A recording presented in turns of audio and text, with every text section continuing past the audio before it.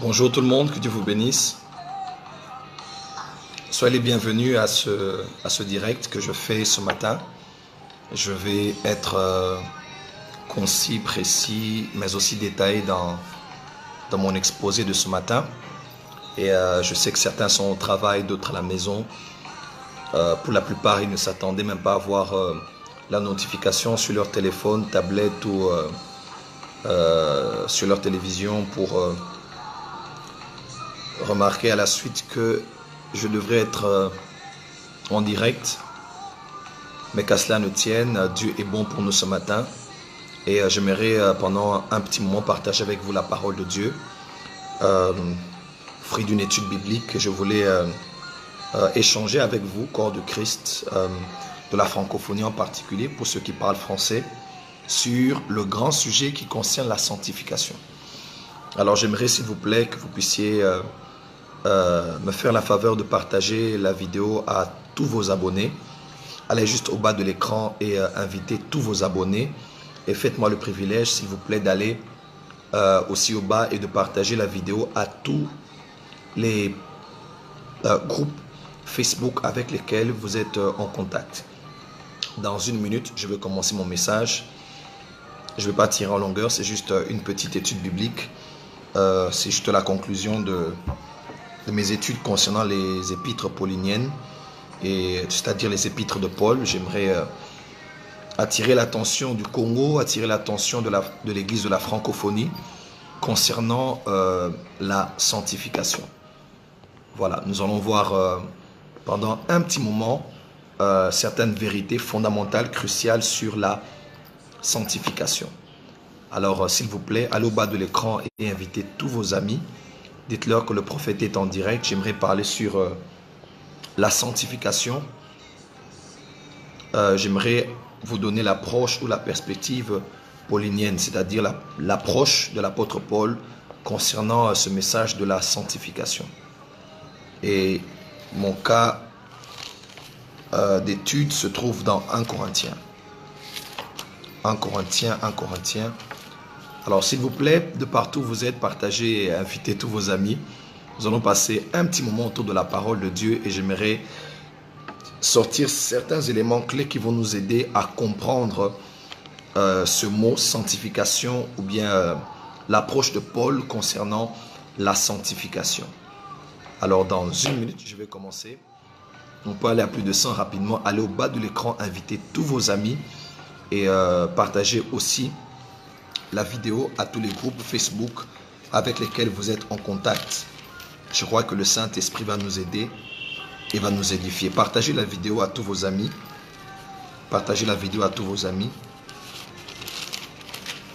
Pourquoi ne pas mettre également ce genre de direct sur YouTube afin que nous puissions le réécouter? C'est vrai, vous avez raison, nous allons veiller à cela. Merci. Bonjour tout le monde. Bonjour, Pépé Denis, God bless you. And of God, it's always a pleasure to read from you. Allez, on peut aller inviter tous les amis à 100 je commence. À 100 je commence. Allez au bas de l'écran et invitez tous vos amis, tous vos abonnés.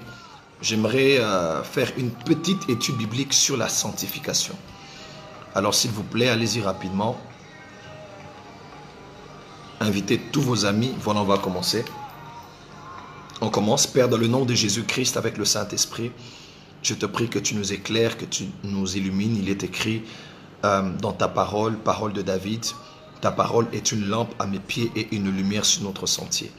Je prie, Père, que ta parole nous éclaire, qu'elle nous illumine, afin que dans la lumière nous puissions marcher, dans la lumière de ta parole. Je prie que tu nous éclaires, que tu éclaires l'église de la francophonie, et que par ce que tu as inspiré à ton serviteur Paul, nous puissions trouver la meilleure manière de présenter ce message, de présenter ce concept, de présenter cette doctrine. Au nom de Jésus-Christ, nous avons ainsi prié. Amen. Voilà, j'aimerais parler un moment sur la sanctification. Pour la plupart, certains qui sont en train de nous suivre, ils vont être sincèrement mal à l'aise parce que pour plusieurs, lorsqu'on parle de la sanctification, ils sont mal à l'aise. Et nous sommes dans une génération eschatologique dans laquelle nous retrouvons l'accroissement du péché et la diminution de l'amour. L'amour a sensiblement diminué et le péché ou l'iniquité de plusieurs a commencé à grandir. Une génération victime de la prophétie de l'apôtre Paul à Timothée, 2 Timothée chapitre 3, dans les derniers temps, il y aura des jours difficiles. Dans les derniers jours, il y aura des temps difficiles. Les hommes seront. Nous sommes dans la période où nous sommes de plus en plus conscients que Jésus revient et que le péché va s'accroître non seulement dans le monde, mais aussi dans l'Église.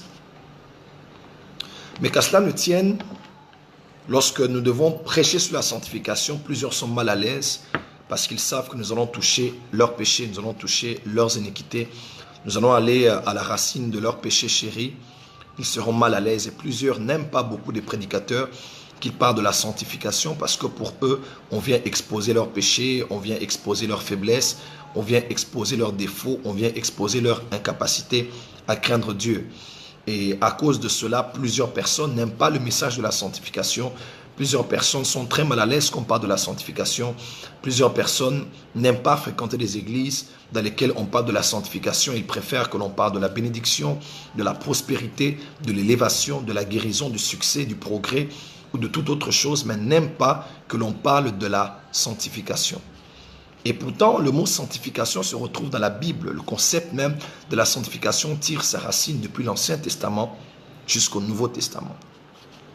Mais de l'autre côté aussi, équilibre que nous devons faire, c'est que la plupart des chrétiens qui parlent de la sanctification, ou bien qui revendiquent que dans l'Église, on parle de plus en plus de la sanctification, n'ont pas une vue globale, biblique et équilibrée sur ce que l'on appelle la sanctification. Pour la plupart, prêcher la sanctification, c'est prêcher contre le péché. Pour la plupart, prêcher la sanctification, c'est prêcher contre l'abandon des œuvres mortes. Pour la plupart, prêcher sur la sanctification, c'est uniquement prêcher sur l'éloignement du péché et la haine du mal. En d'autres termes, la crainte de l'Éternel. Et pourtant, même le concept de la crainte de l'Éternel ou la sanctification ne se résume pas uniquement dans le fait de fuir le péché, abandonner le péché, ou fuir l'impudicité, fuir l'adultère, la masturbation, la pornographie. Pour les chrétiens aussi de l'autre côté, c'est qu'en parlant de sanctification, ils n'ont pas une vue globale de la Bible. Quand on parle de la sanctification, pour eux, ils font un lien directement. Vous allez voir des fois qu'on poste sur « Tu es béni, ta journée est bénie, que Dieu soit avec toi, qui t'accorde le succès ». Il y a des gens qui vont t'attaquer directement. Nous ne voulons plus de la bénédiction. Nous sommes au temps de la fin. Parlez-nous de la sanctification. Alors des fois, quand nous lisons ces commentaires, nous voyons juste que nous avons affaire à des bébés spirituels ou à des chrétiens qui ont une vue très limitée, isolée de ce concept qu'on appelle la sanctification. Alors, ici, j'aimerais m'adresser à tous les chrétiens et m'adresser à nous les prédicateurs qui prêchons sur la sanctification parce que j'ai passé comme ça plus de deux semaines dans mon église et la semaine passée aussi, j'ai parlé de la crainte de l'Éternel, j'ai parlé de la sanctification à l'église du prophète Jimmy Mbaya et même chez nous à l'église Porte des Cieux. Mais seulement, nous allons voir l'exemple biblique et la procédure d'un apôtre et d'un prophète auprès d'une église qu'il avait établie, qu'on appelle l'église de Corinthe. Vous allez voir dans Actes chapitre 19, l'apôtre Paul est à Éphèse. Dans Actes 18, l'apôtre Paul passe une année et demie. Il passe une année et demie à Corinthe.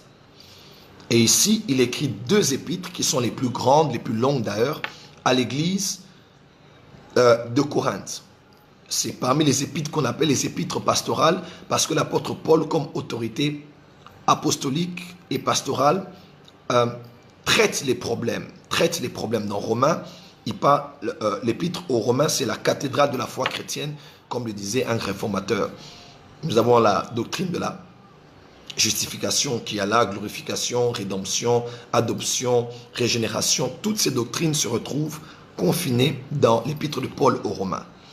Mais dans l'épître de Paul aux Corinthiens, nous allons voir dans quelques versets comment l'apôtre Paul a procédé quand il parlait de la sanctification. Et je pense que c'est la procédure que nous, les prédicateurs de la sainteté, que nous, les prédicateurs de la sanctification, devrions adopter. Je pense qu'elle est très capitale.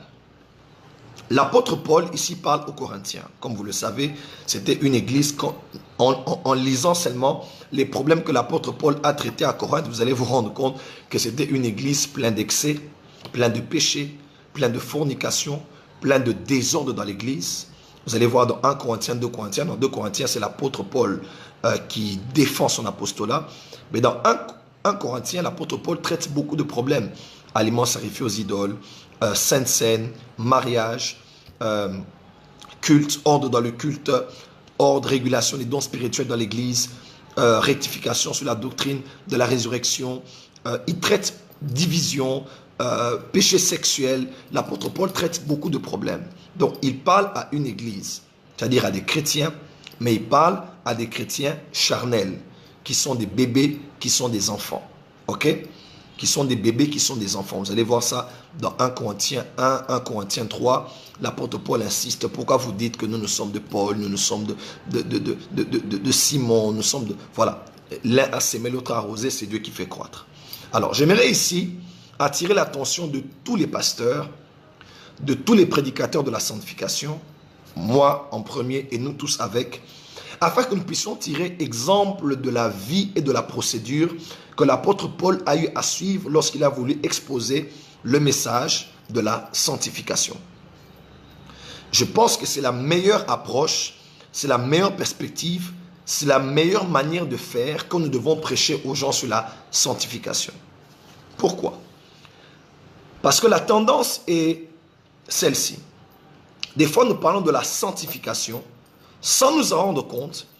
Nous fustigeons tellement le péché des chrétiens que les chrétiens finissent par déduire à la conclusion de nos messages, 1, qu'ils sont des pécheurs, et de 2, que la sanctification est quelque chose qui est hors d'eux et qu'ils sont obligés d'atteindre dans ce qu'on appelle la sainteté. C'est-à-dire que le chrétien est pécheur, bien qu'on ne le dit pas comme ça, mais les gens des messages que nous écoutons, les gens des postes que nous faisons, les gens d'enseignement que nous prêchons, généralement, nous emmènent à une conclusion comme celle-ci. Vous êtes des pécheurs, vous devez marcher dans la sanctification afin d'atteindre la sainteté. Nous ne disons pas exactement cela, mais c'est la conclusion que tous les chrétiens ont lorsqu'on les prêche sur la sanctification. Marchez de la sanctification, abandonne le péché, laisse avec ceci, laisse avec cela, tu iras en enfer. Le ciel existe, l'enfer existe, bats-toi, fais tout, marche de la sanctification, bats-toi, que ta quête soit d'atteindre la sainteté. Et généralement, c'est la procédure que nous prenons, et sans le savoir, pour les chrétiens, à la fin, dans leur mentalité, dans leur système de pensée, les chrétiens, pour eux, ce sont des pécheurs. Ils doivent se sanctifier tous les jours, de peur de rater le ciel, afin d'atteindre l'ultime que l'on appelle la sainteté. Mais l'apôtre Paul n'a pas procédé ainsi. L'apôtre Paul, dans son premier épître aux Corinthiens, c'est vrai, il parle à des chrétiens, croyez-moi, qui vivent dans le péché. Dans 1 Corinthiens, vous allez même voir l'apôtre Paul dire, il y a parmi vous-même un homme qui est au point de prendre la femme de son père. C'est-à-dire, il vivait dans un péché incroyable, au point de se réunir. L'apôtre Paul dit, vous vous réunissez, au lieu d'être meilleur, c'est pour devenir pire. Parce que la Sainte Seine, la table du Seigneur, il mangeait pour faire des excès de table et il buvait le vin pour s'enivrer. Si vous voulez le faire, faites-le dans vos maisons, pas ici. Dans l'église de Corinthe, croyez-moi, n'était pas différente aux églises que l'on a aujourd'hui et qui méritent d'écouter le message de la sanctification. Mais regardez, prédicateur, la procédure de l'apôtre Paul. Il veut traiter le problème de la sanctification, il veut traiter le problème du péché dans l'église, mais regardez comment l'apôtre Paul procède quand il veut aider l'église de Corinthe à marcher dans la sanctification. Partagez la vidéo parce que je vais commencer des choses sérieuses ici. Cela va m'aider, va nous aider, prédicateurs de la sanctification, chrétiens prenons la sanctification, chantres prenons la sanctification, apôtres prenons la sanctification, prophètes prenons la sanctification. Voici, je pense, à mon humble avis, la meilleure procédure pour aider les gens à marcher dans la sanctification, lorsqu'ils vivent dans le péché. 1 Corinthiens, chapitre 1, verset 1 2, 3, 4. 1 Corinthiens 1, versets 1 à 4. Voici comment l'apôtre Paul a procédé quand il voulait aider l'église de Corinthe à s'éloigner du péché. Et je crois que c'est la meilleure procédure que nous pouvons adopter pour aider les gens à vivre dans la sanctification. 1 Corinthiens 1, verset 1 à 4. Écrivez avec moi 1 Corinthiens 1, verset 1 à 4. C'est le premier texte que je vous propose. Paul, appelé à être apôtre de Jésus-Christ, par la volonté de Dieu, et le frère Sosthène, à l'église de Dieu qui est à Corinthe, à ceux qui ont été sanctifiés. Là, c'est l'apôtre Paul qui parle aux Corinthiens. Il dit, à ceux qui ont été sanctifiés. Une autre version dit, aux saints. En Jésus-Christ, virgule, saint, avec S, par la vocation, par vocation. Et à tous ceux qui invoquent en quelque lieu que ce soit le nom de notre Seigneur Jésus-Christ, leur Seigneur, et le nôtre, que la grâce et la paix vous soient données de la part de Dieu, notre Père, et du Seigneur Jésus-Christ. Je rends à mon Dieu de continuelles actions de grâce à votre sujet pour la grâce de Dieu qui vous a été accordée en Jésus-Christ. Premier texte, 1 Corinthiens 1, versets 1 à 4. Deuxième texte que je vous propose. 1 Corinthiens 1, à partir du verset 30. 1 Corinthiens 1, verset 30. Je répète, 1 Corinthiens chapitre 1, verset 30. C'est le deuxième texte. Or, c'est par lui, c'est-à-dire que Jésus-Christ, c'est-à-dire Dieu, or c'est par lui que vous êtes en Jésus-Christ, par la volonté de Dieu, a été fait pour nous sagesse, justice, sanctification et rédemption, afin, comme il est écrit, que celui qui se glorifie dans le Seigneur. Deuxième texte, 1 Corinthiens 1, versets 30 et 31. Or, c'est par lui que vous êtes en Jésus-Christ, qui, par la volonté de Dieu, a été fait pour nous sagesse, justice, sanctification et rédemption.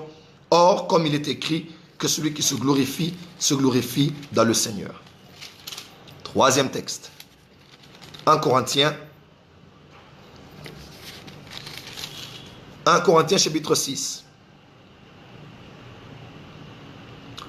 À partir du verset 1er. L'un d'entre vous, lorsqu'il est indifférent à un autre, ose-t-il plaider devant les injustes et non devant les saints? Donc, il parle à ces Corinthiens. Ne savez-vous pas que les saints jugeront le monde? Donc, il parle aux Corinthiens. Vous, les saints, vous allez juger le monde. Vous pourrez lire tout le texte et on va aller au verset 14. Et Dieu qui a ressuscité le Seigneur nous ressuscitera aussi par sa puissance. Ne savez-vous pas que vos corps sont les membres de Christ? Prendrai-je donc les membres de Christ pour en faire les membres d'une prostituée? Loin de là, ne savez-vous pas que celui qui s'attache à la prostituée est un seul corps avec elle? Car, est-il dit, les deux deviendront une seule chair.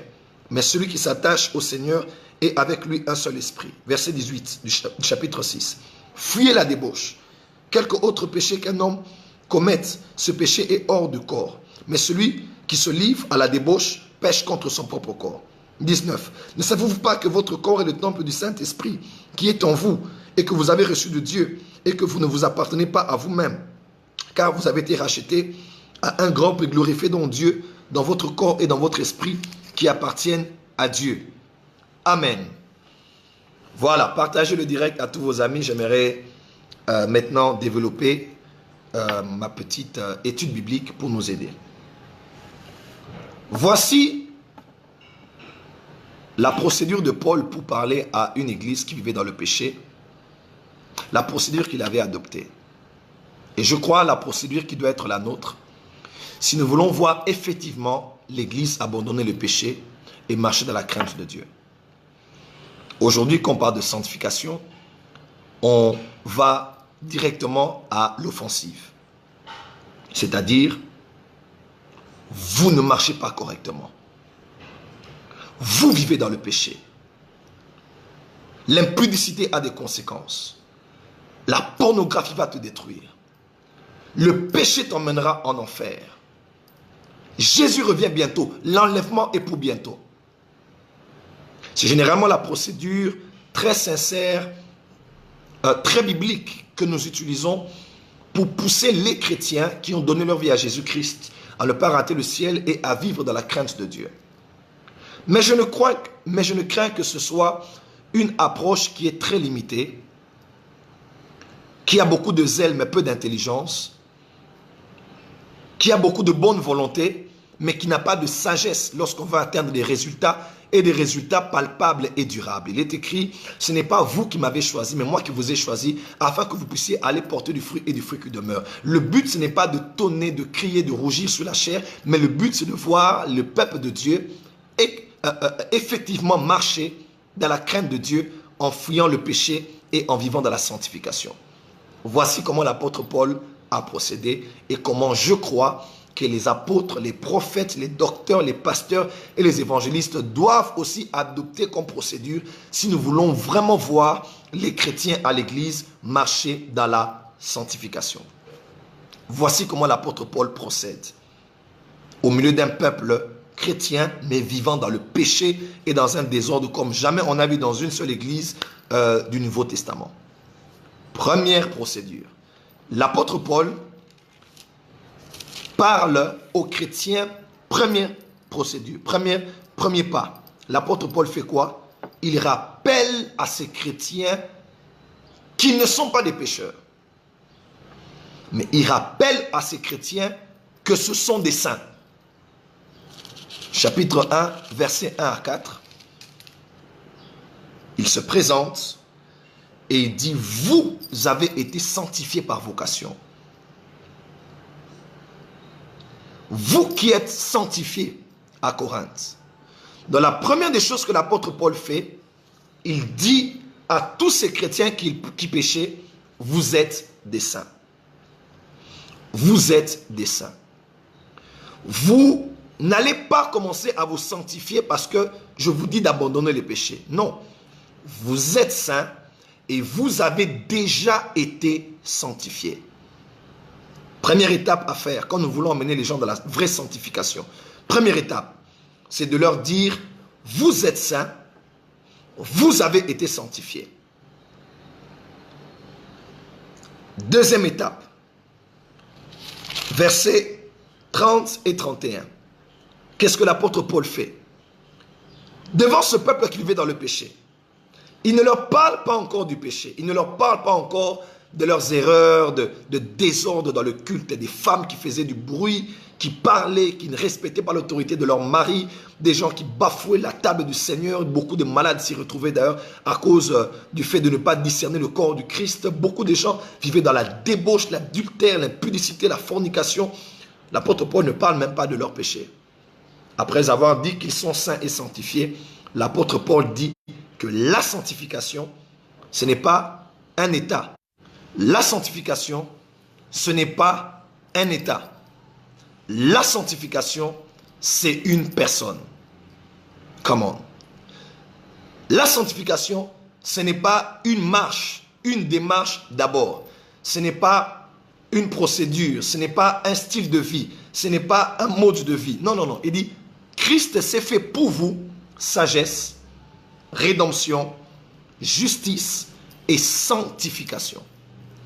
La deuxième étape d'un bon pasteur sage, d'un apôtre sage, premièrement, on dit aux chrétiens qui pêchent que ce sont des saints. Deuxièmement, qu'est-ce qu'il fait? Il leur dit que la sanctification n'est pas une doctrine, n'est pas un message, n'est pas une procédure. La sanctification, c'est une personne. Une personne que vous avez reçue. Une personne qui habite en vous. Une personne qui demeure en vous. Le jour où vous avez reçu Jésus, vous avez été sanctifié, vous êtes devenu saint et la sanctification en personne habite en vous. Ce n'est pas une marche, une procédure, un culte, un message, une vocation. Non, non, non, non. La sanctification est une personne que vous recevez dans vos cœurs et la sanctification est une personne qui s'appelle Jésus-Christ. Troisième étape. Alors là, au chapitre 6, l'apôtre Paul commence maintenant à leur dire, puisque vous êtes saints, puisque le Saint-Esprit habite en vous, Jésus habite en vous la sanctification.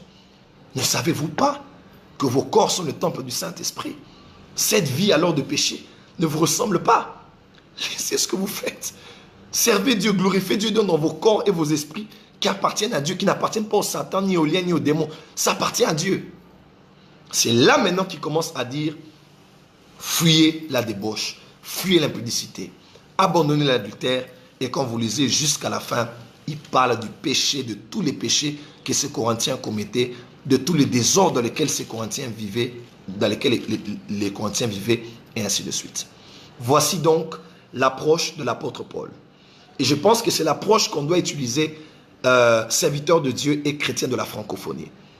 Ça ne sert à rien que de venir sur la chair, de vouloir bâtir un peuple qui a la culture de la crainte de Dieu en commençant à attaquer le péché. Quand vous procédez, quand vous avez comme procédure le péché, l'abandon du péché, c'est vrai, ça paraît bien, ça paraît comme être le justicier, l'homme de la vérité, la femme de la vérité, l'église de la vérité. Mais à vrai dire, vous allez bâtir des hypocrites. Vous allez bâtir des chrétiens qui ne vivent pas sous la grâce, mais qui vivent sous le légalisme et sous la loi. Parce que ce que vous faites n'est pas différent de ce que l'Ancien Testament a fait. Remarquez bien à Sinaï, Dieu n'a pas donné une prière aux Juifs. Dieu a donné 10 commandements aux Juifs. Mais remarquez, dans Luc chapitre 11, Jésus ne donne pas des 10 commandements aux chrétiens. Jésus donne une prière aux chrétiens. Le problème avec l'Ancien Testament, c'est que la loi était un pédagogue. Dieu poussait les chrétiens en leur disant ce qu'ils devaient faire et ne pas faire pour réaliser qu'avec leurs propres efforts, ils ne peuvent pas marcher dans la crainte de Dieu. Avec leurs propres efforts, ils ne peuvent pas plaire à Dieu. Quand vous lisez les épîtres de Paul, il explique maintenant que toutes les lois, faites, ne faites pas, faites, ne faites pas, faites, ne faites pas. 15 principes pour faire ceci, 18 principes pour faire cela. L'apôtre Paul explique que toutes ces choses-là, Dieu les avait voulues pour emmener les chrétiens à un point où ils vont amener les juifs à un point où ils vont se cogner la tête et dire nul ne peut être sauvé par les œuvres de la loi. Ok? Voilà pourquoi dans les 10 commandements, il n'y avait aucune prière. C'était vous ne ferez pas, vous ne ferez pas, vous ne ferez pas, vous ne ferez pas, vous ne ferez pas. Alors pasteur, quand vous parlez de la sanctification et que votre procédure a toujours été vous ne ferez pas, vous ferez, vous ne ferez pas, vous ferez. 18 principes, 20 principes, 15 principes, 35 principes, 100 principes. Vous allez emmener les gens sous la loi, vous allez emmener les gens sous le légalisme parce que ils vont rentrer dans le même état dans lequel se retrouvaient les Juifs. Ils voulaient plaire Dieu en faisant ou en ne faisant pas. Regardez maintenant comment le Nouveau Testament ou la dispensation de la grâce, Dieu procède. Dieu ne vient plus en nous disant, vous ne ferez pas, vous ferez, vous ne ferez pas, vous ferez. Dans la sanctification qui doit être enseignée autrement. Si nous ne prêchons la sanctification que pour le faire ou ne pas faire, nous tombons dans Colossiens, l'apôtre Paul dit, dans Colossiens, vous êtes encore dans le tu ne mangeras pas, tu ne toucheras pas, tu ne goûteras pas, tu ne toucheras pas. 15 principes pour fuir l'impudicité, 18 principes pour marcher contre l'adultère, 35 principes pour fuir la pornographie. Quand nous allons dans ce domaine, nous allons tout simplement sous la loi et nous allons nous cogner la tête. Voilà pourquoi dans la plupart de ces églises où on prêche contre le péché, les gens sont des hypocrites. Ils craignent Dieu devant leur pasteur. Ils craignent Dieu, ils jugent. They are judgmental people. Ils aiment juger les gens. Mais quand tu regardes leur propre vie en secret, ce sont les premiers impudiques, les premiers adultères, les premiers pornographes. Mais pour eux, ce message est devenu une arme entre leurs mains pour détruire les autres. Mais ils ne veulent pas qu'on touche à leur propre vie. Parce que pour eux, le péché, c'est d'abord l'impudicité. Et ils oublient que le mensonge est un péché, l'hypocrisie est un péché, l'égoïsme est un péché. Et toutes ces choses aussi semblables empêcheront les gens d'entrer dans le royaume des cieux. Alors voici la procédure de l'apôtre Paul. En tant qu'un sage architecte, il a dit, j'ai bâti comme un sage architecte. Il est important que les pasteurs et les apôtres de cette génération de la francophonie reçoivent la maturité et la sagesse. Quand nous voulons bâtir un peuple qui marche vraiment dans la crainte de Dieu, la procédure est celle-ci. 1. L'apôtre Paul fait quoi? Il dit à ces gens, vous êtes saints. 2. Qu'est-ce que l'apôtre Paul dit? La sanctification n'est pas un message, la sanctification n'est pas une démarche, la sanctification n'est pas une procédure, la sanctification est une personne. 3. Alors là, il commence à attaquer le péché. Le péché, en les amenant même au point de se dire, à cause de ce que vous êtes, à cause de celui qui habite en vous. Ça ne vous ressemble pas cette vie. Mettez cette vie de côté, ça ne vous ressemble pas. Alors, voilà comment nous devons procéder. Quand nous ne disons pas aux gens qu'ils sont saints, nous disons aux gens, tu as péché, tu es sale. Quand Dieu te voit, il est attristé, tu iras en enfer, tu manqueras l'enlèvement. Quand nous procédons comme ça, sans le savoir, nous montrons aux gens que la sanctification est à l'extérieur d'eux. La sainteté est un objectif, est un but à atteindre, et quelque chose pour lequel tu te bats avec humilité, sincérité pour atteindre parce que c'est hors de toi. Et pourtant non, nous ne marchons pas dans la sanctification pour être saints. Nous marchons dans la sanctification parce que nous sommes saints. Quelqu'un m'entend? Nous ne marchons pas dans la sanctification pour être saints. La Bible déclare, soyez saints, comme moi votre Dieu dit que je suis saint. Ça, c'était dans l'ancienne alliance. C'était dans l'ancienne alliance. Voyez-vous, aujourd'hui, l'apôtre Paul parle à des chrétiens vivant dans le péché, mais il commence son épître de manière magistrale, aux sanctifiés, aux saints, la grâce qui vous est accordée. Je loue Dieu quand j'entends des nouvelles qui me viennent à votre sujet. Est-ce qu'il avait de quoi vraiment louer Dieu, cet homme? Ces gens vivaient dans le péché. Un prédicateur de la sainteté serait venu en train de casser directement toute cette église parce que vous me faites honte. Mais il dit, si j'attaque le péché, je les ramène sous la loi parce que nous sommes de la dispensation de la grâce. Je veux les rappeler qu'ils sont devenus. Ce sont des saints. La sanctification n'est pas hors de toi. La sanctification est en toi. La sanctification n'est pas une démarche à suivre d'abord. Non, la sanctification est l'expression naturelle de ce que tu es déjà. Tu ne te sanctifies pas pour devenir saint. Tu te sanctifies parce que tu es saint. Je ne parle pas français pour être appelé francophone. Je parle français parce que je suis francophone. Quelqu'un me comprend? Je m'habille comme je suis pour ne pas qu'on dise que je suis un homme. Je m'habille comme je m'habille parce que je suis un homme. Donc la sanctification ne doit pas être prêchée aux gens comme les amenant à se dire la sanctification est hors de toi. Non, la sanctification est ce que tu es. Tu es déjà saint. Parce que la plupart des messages finissent à la fin à montrer les chrétiens qui sont dans la culpabilité, ce sont des pécheurs, ils doivent... Non. Les chrétiens sont des saints. Les chrétiens sont saints. Deuxième chose que l'apôtre Paul a fait, il a dit, écoutez-moi, la sanctification n'est pas une prédication, n'est pas une doctrine, n'est pas un culte de sanctification, non. La sanctification est une personne. Est une personne qui habite en vous. Et prophète Joël, qu'est-ce que tu nous dis ce matin? Dans la sanctification, ce n'est pas un message. Ce n'est pas un message d'abord. Non et non et non. 1 Corinthiens 1, versets 30 et 31. L'apôtre Paul dit, Christ s'est fait sanctification. Donc, avant de vous battre, voilà pourquoi l'apôtre Paul, avant de les emmener à abandonner certaines choses, il dit non, vous n'allez pas abandonner cela de vous-même. 1, vous êtes saints. 2, la sanctification là, elle habite en vous.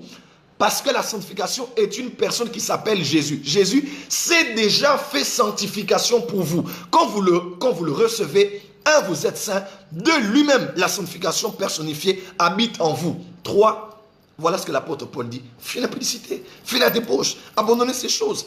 Ne savez-vous pas que vous êtes la maison de Dieu? Le temple de Dieu est saint. Pourquoi mélangez-vous ceci, cela? Voilà la meilleure procédure pour bâtir un peuple qui marche dans la crainte de Dieu, pasteur, apôtre, docteur, évangéliste, mes chers frères et sœurs de la francophonie. Ce n'est pas d'aller droit vers le péché et leur dire faites ou ne faites pas. Parce que croyez-moi, ils vont se comporter comme Israël dans l'ancienne alliance. Ils vont être sincères, voulant plaire à Dieu, mais ils vont se cogner la tête. Parce que personne ne peut craindre Dieu de lui-même. Personne ne peut obéir à Dieu de lui-même. Personne ne peut aimer Dieu de lui-même. Personne ne peut servir Dieu de lui-même. Quand tu dis, tu dois aimer Dieu, l'amour pour Dieu, mes frères et sœurs, on n'a plus d'amour pour Dieu dans l'église. C'est bien bon de le dire, mais il est écrit que c'est le Saint-Esprit qui crée l'amour dans nos cœurs. Voyez-vous, je l'ai pour vous peut-être dans Romains.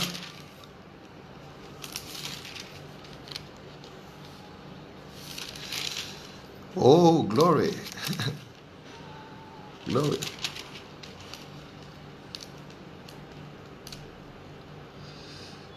Oh, glory. Glory. Dis à ton voisin, Jésus est ma sanctification. La sanctification n'est pas un message d'abord. La sanctification n'a rien à voir avec une prédication. La sanctification n'a rien à voir avec un mandat que quelqu'un aurait reçu. La sanctification n'a rien à voir avec un séminaire, le thème d'un séminaire. Never.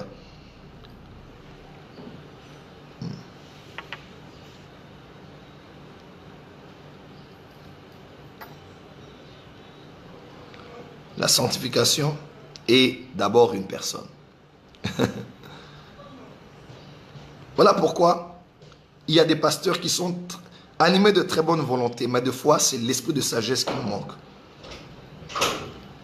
Animés de beaucoup de bonne volonté. Animés de beaucoup de bonne volonté. Mais à la fin, on se rend compte qu'on n'arrive pas à aimer Dieu, à plaire Dieu, à craindre Dieu, parce que nous cherchons la force dans les principes qu'on nous prêche, nous cherchons la force dans les lois qu'on établit, nous cherchons la force dans les séries de messages qu'on nous prêche. Voici donc la meilleure manière de procéder. Lorsqu'on veut emmener les chrétiens à poser un acte, nous devons leur montrer que cet acte n'est pas posé par eux-mêmes. Ils ont reçu une vie en eux qui les permet de porter du fruit digne de la repentance. C'est ainsi que nous croyons au message de la grâce. Parce que le message de la grâce emmène les chrétiens à faire des choses pour plaire à Dieu. Mais ils ont ce Dieu-là qui doit plaire en eux. Et c'est par son Fils et c'est par son Esprit qui sont maintenant capables, même en posant des œuvres, mais savent qu'en posant des œuvres, la force ne me vient pas de moi, elle me vient de celui qui habite déjà en moi et qui me rend capable. Donc je clôture en disant ceci. La bonne volonté nous a toujours animés quand nous parlons de la sanctification. Mais généralement, ce n'est pas avec une sagesse apostolique. Parce que quand on veut bâtir un peuple qui marche dans la crainte de Dieu, on ne procède pas ainsi. La preuve, remarquez bien toutes ces églises où on m'attelle sur la crainte de Dieu. De cette manière-là, les leaders sont des hypocrites, leurs femmes sont des hypocrites, les chrétiens eux-mêmes sont des hypocrites. Et ils prennent la crainte de Dieu comme étant un badge, une étiquette. Ils deviennent des pharisiens. Les autres sont des sales. Moi je jeûne, moi je fais. Un peu comme de l'histoire du pharisien et du républicain. Voyez-vous? La sanctification ne doit pas être prêchée ainsi. Sinon, nous sommes en train de créer des hypocrites dans l'église. Et nous-mêmes, nous vivons de la culpabilité. C'est là que tu vas voir les chrétiens.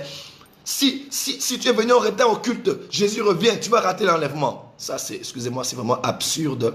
C'est absurde, c'est ridicule. Et à la fin, ce sont des bêtises. Voyez-vous? Vous n'allez pas me dire à moi, j'ai craint Dieu pendant 50 ans. Et le jour de l'enlèvement, j'ai péché et j'ai oublié de confesser le péché. Pardon, j'ai menti. Je ne me rendais pas compte, j'ai menti. Et en fait, ou bien je n'ai pas reporté un fait comme il se devait. Donc je n'ai pas dit la vérité. Et Jésus vient et je vais rester. Non, pas du tout. Même pas du tout. Voilà pourquoi arrêtez de faire porter aux chrétiens des jougs. Hein? Les chrétiens ont des jougs, donc un peu, le sang de Jésus, un peu, le sang de l'agneau. Et j'ai peur. Si Jésus revient aujourd'hui, je ne sais pas aller. Et toute leur vie, ils ne vivent que pour se repentir. Ils ne vivent que pour demander pardon. Ils ne vivent que pour demander le sang de Jésus. Alors que la Bible déclare, la Bible ne dit jamais quand vous priez de demander le sang de Jésus. 1 Jean chapitre 1, qu'est-ce qu'on dit? On dit que, je vais le lire pour vous. La prière de l'invocation du sang pour te laver après avoir demandé pardon n'existe pas dans la Bible. Je vais vous lire ce que les apôtres ont établi. Écoutez ce que l'apôtre Jean dit. 1 Jean chapitre 1, verset 7. 1 Jean 1, verset 7. Il y a des gens, nous allons demander pardon à Dieu. Oh Dieu, pardonne-nous Seigneur, pardonne-nous Yahweh, pardonne-nous Jésus, pardonne-nous Seigneur. On va maintenant invoquer le sang de Jésus, invoquer le sang, parce que si tu n'invoques pas le sang, Dieu ne te purifiera pas, Dieu ne te lavera pas, Dieu n'effacera pas ton péché. Je crois que nous avons mis beaucoup de jougs dans la tête des chrétiens et les chrétiens vivent dans une culpabilité. Tous les jours, ils marchent avec des bidons et des flux de sang de Jésus. Un peu, le sang de Jésus. Un peu, le sang de Jésus. Un peu, le sang de Jésus. Écoutez ce que la Bible déclare. Mais si nous marchons dans la lumière, en Christ, dans la parole, comme lui-même est dans la lumière, nous sommes mutuellement en communion et le sang de Jésus, son Fils, nous purifie de tout péché. Glory, glory, glory, glory. Quand je marche en communion avec Dieu, le sang de Jésus me purifie. Quand je marche en communion avec mon frère, avec ma soeur, le sang de Jésus me purifie. Je n'ai pas besoin d'invoquer le sang ou de demander le sang. Quand je suis en communion avec lui, parce qu'il est lumière, en communion avec les saints, qu'est-ce qui se passe? Gloire au Seigneur, qu'est-ce qui se passe? Le sang de Jésus nous purifie. Vous voyez un peu? Le sang de Jésus nous lave. Alors arrêtez de traumatiser les chrétiens. Arrêtez de faire souffrir les chrétiens. Nous ne sommes plus sous la loi. Nous sommes sous la grâce. Dans la grâce, on peut dire aux chrétiens, faites et ne faites pas. On peut les emmener dans 1 Corinthiens 6 seulement, si on les a emmenés dans 1 Corinthiens chapitre 1, verset 1 à 4. Si on les a fait traverser de 1 Corinthiens chapitre 1, verset 30 et 31, alors là, on a le droit légal d'aller dans 1 Corinthiens chapitre 6. Je clôture en disant, la meilleure procédure pour aider les chrétiens à abandonner facilement des choses, c'est en cela. Le pasteur Benny Hinn raconte un témoignage. Il était avec David Duplessis et il a posé la question à David Duplessis. Il a dit, David Duplessis, tu es l'un des grands-pères du père du réveil. Et il dit à David Duplessis, il dit qu'est-ce que je dois faire pour faire la volonté de Dieu? Alors ils ont longé un couloir et puis David Duplessis, avant d'entrer dans sa chambre d'hôtel, il a pris Benny Hinn, il a cogné contre le mur. Il a dit à Benny Hinn, tu n'as rien à faire pour faire la volonté de Dieu. Tu n'as rien à faire pour plaire à Dieu. C'est lui qui fera toutes choses, toi tu ne feras rien. Et il est entré dans sa chambre, il allait dormir. Comment un homme de Dieu qui a autant d'expérience, marcher avec Dieu, peut donner une telle réponse? Il dit, comment marcher de la volonté de Dieu? Il faut craindre Dieu. Il faut non. Il a dit, tu n'as rien à faire. C'est lui qui va tout faire au travers de toi. Le jour où j'ai suivi ce message, quelques jours après, j'ai aidé un frère qui est aujourd'hui à Pointe-Noire, au Congo-Brazza, qui vivait dans la masturbation. Il se masturbait comme pas possible. Il a dit, prophète, j'ai tout fait. J'ai lu des livres. J'ai eu des prières. Rien n'a changé. Je lui ai dit, mon frère, toi, tu n'as pas abandonné la masturbation. C'est Jésus en toi. C'est le Saint-Esprit en toi qui abandonnera la masturbation au travers de toi. Et j'ai fait avec lui cette prière. J'ai dit, répète après moi cette prière et dis avec moi, Seigneur Jésus, je vis de la masturbation, je vis de la masturbation. Mais ce soir, je n'ai pas de force. Je n'ai plus de force pour abandonner la sanctification. Je n'ai plus de force, il a répété. Il dit, toi qui habites en moi, dégoûte la masturbation au travers de moi. Dégoûte la masturbation au travers de moi. Éloigne la masturbation au travers de moi. Éloigne la masturbation au travers de moi. Et quand on a fini de prier, jusqu'à ce jour, il est à Pointe-Noire. C'est aussi l'un de mes fils aujourd'hui. Là, il y a même une église qu'il a commencé. Il m'a dit, Daddy, depuis ce jour-là, je n'ai pas fui la sanctification. La sanctification m'a fui. Je parlais avec une femme, servante de Dieu, qui chantait, qui a épousé un serviteur de Dieu, responsable d'une chorale. Et ce responsable de la chorale battait cette femme. Il battait cette femme comme pas possible. Elle était enceinte et je l'ai rencontrée. Elle m'a dit, mon mari ne sait pas que je suis enceinte, mais prophète, je vais avorter parce que je ne peux pas avoir un autre enfant avec cet homme. Cet homme me tabasse, il me frappe, il m'humilie devant tout le monde. Je ne peux même pas, je n'aime même plus cet homme. Je ne l'aime plus, je le déteste, je le dégoûte. Il me frappe même devant les travailleurs. Je ne sais même plus comment procéder. Et je dis à cette femme, je dis, c'est vrai, tu es cet homme, tu n'aimes plus cet homme, mais je vais t'aider à pouvoir prier. Alors répète après moi cette prière. Je dis Seigneur Jésus. Elle dit, Seigneur Jésus, je hais mon mari. Je hais mon mari. Je déteste mon mari. Je déteste mon mari. Je veux divorcer. Je veux divorcer. Je vais avorter. Je vais avorter. Seigneur, je le hais. Elle a répété, Seigneur, je le hais. Et elle pleurait. J'ai dit, mais Seigneur, toi, tu l'aimes. Elle a dit, Seigneur, toi, tu l'aimes. J'ai dit, alors aime mon mari au travers de moi.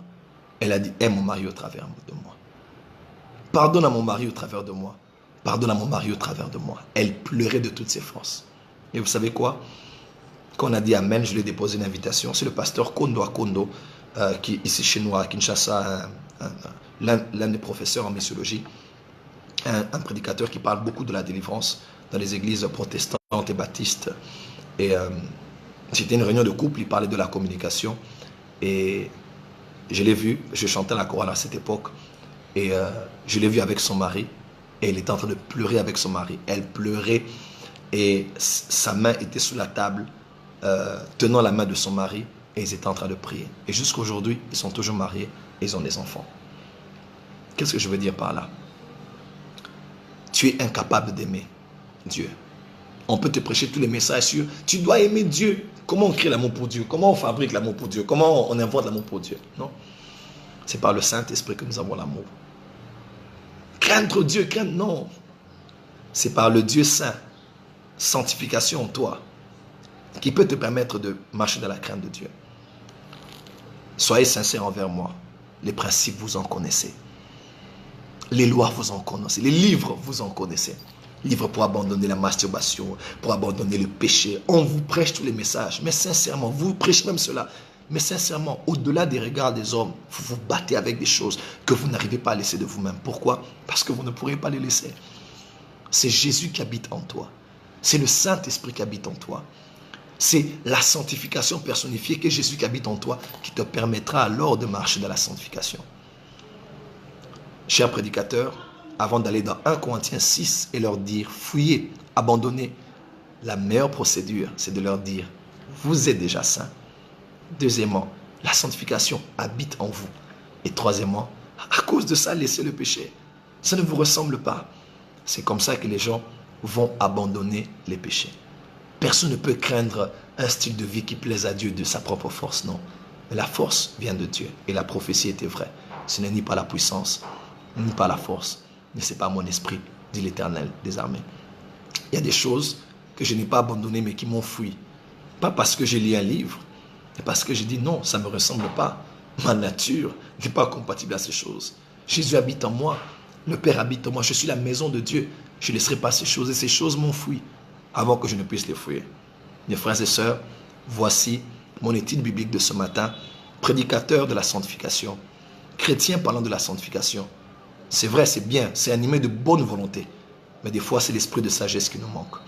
Et quand nous parlons directement en attaquant le péché, en prêchant Corinthiens, nous allons créer des hypocrites. Nous allons créer des personnes vivant avec des masques, mais qui ne craignent pas vraiment Dieu. Mais quand on les révèle qu'ils sont en Jésus, les acquis de la nouvelle naissance, ce que Jésus est en eux et qu'il est capable de faire au travers d'eux, alors là, c'est très facile. Les œuvres de la nouvelle alliance ne sont pas des actions pour nous mener à une sainteté. Non. La sanctification, même dans l'Ancien Testament, n'a rien à voir avec le fait d'abandonner le péché. Ça a d'abord un lien direct avec le fait de pouvoir être mis à part pour Dieu. J'ai fini mon étude biblique. Vous avez été bénis ce matin. Partagez ce message. Identifiez tous les amis possibles que vous connaissez qui se battent avec des péchés ou bien qui prêchent la sanctification et aidez-le avec la lumière de la parole de Dieu, la procédure de l'apôtre Paul aux Corinthiens, de trouver la sagesse de Dieu pour bâtir un peuple qui n'est pas seulement sauvé, mais qui vit dans la crainte de Dieu en sachant qui ils sont et qui est à l'intérieur d'eux. Merci beaucoup. Partagez la vidéo à tous vos amis. Coupez la vidéo, téléchargez-la et partagez-la à des amis si vous le voulez. Mais la procédure est la procédure la plus sage. Et celle qui est apostolique. Et celle qui produit vraiment des fruits. Et des fruits qui demeurent. A toujours été la même. 1 Corinthiens chapitre 1. Versets 1 à 4. 1 Corinthiens chapitre 1. Versets 30 et 31. Et pour terminer, 1 Corinthiens chapitre 6. Que Dieu vous bénisse. Passez une très bonne journée. Love you. Et pour tous ceux qui sont connectés à la porte des cieux et qui savent que nous déménageons, vous pouvez, s'il vous plaît, contribuer. Vous voyez ce genre de message? Si j'ai une grande plateforme, on peut faire des choses, faire des séminaires, des conférences pour aider l'église corps de Christ par rapport à ces choses.